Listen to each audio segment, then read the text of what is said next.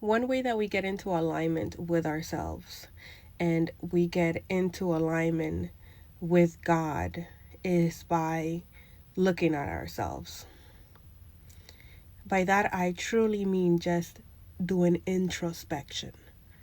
What things need to come to an end? What cycles continue to repeat over and over again? What habits do we continue to engage in that are no longer beneficial for us?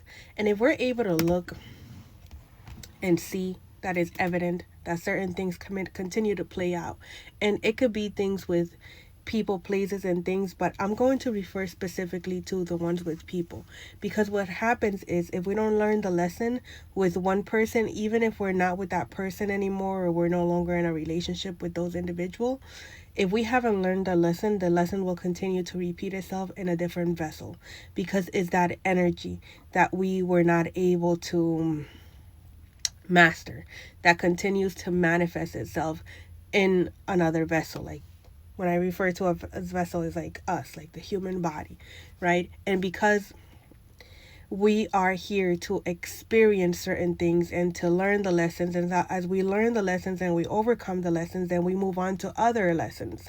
When they use the phrase new levels, new devils, we can refer it to it as that. And so through to all of it, we have to learn how to give it endings and how to transform from it. And we transform from it by obtaining the lesson out of it and applying it to the knowledge that we've gained, and we continue to walk our walk like that. Now, one of the ways that I've learned that is not just beneficial for us, but for others, those around us, since we're not able to make anybody change or do anything that they don't want to do, what we can do is put the focus on ourselves.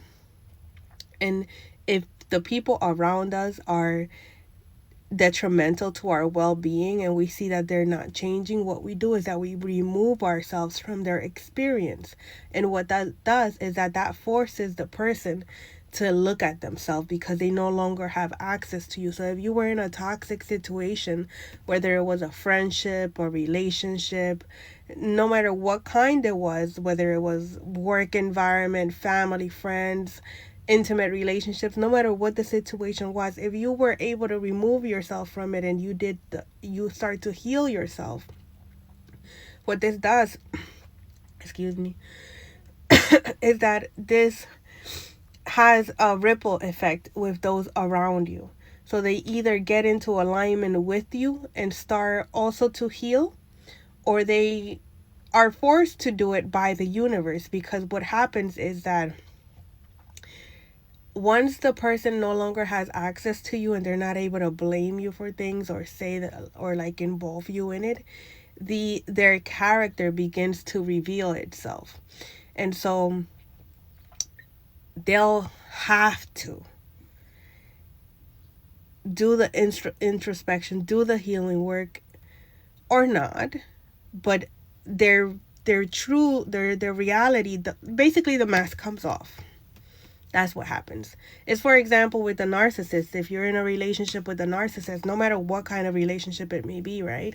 Once you remove yourself from it and they no longer have access to you and you have healed to a point of you're not wishing anybody illness, you're not wishing anybody's downfall, and you're just moving on, and you're not participating in any way, shape or form when it comes to the individuals or the individual, these people will no longer be able to blame you for things. They'll no longer be able to inject you in situations because you're just not there.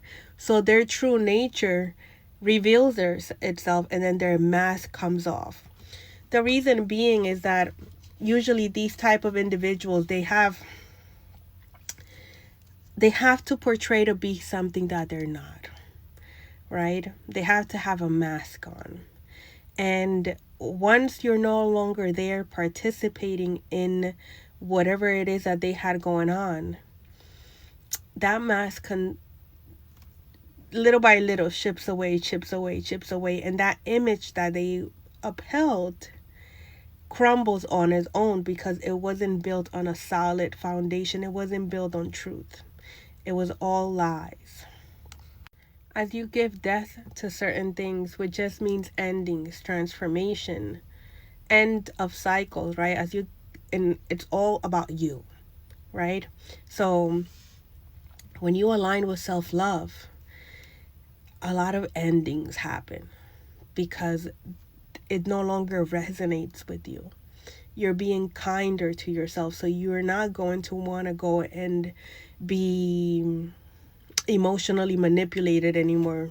If you know this, at this place with these people, your feelings get hurt, you don't feel valued, you're no longer want to go and engage in that, right? And so what happens is that these cycles that were operating around you'll start to be able to see them clearly and be able to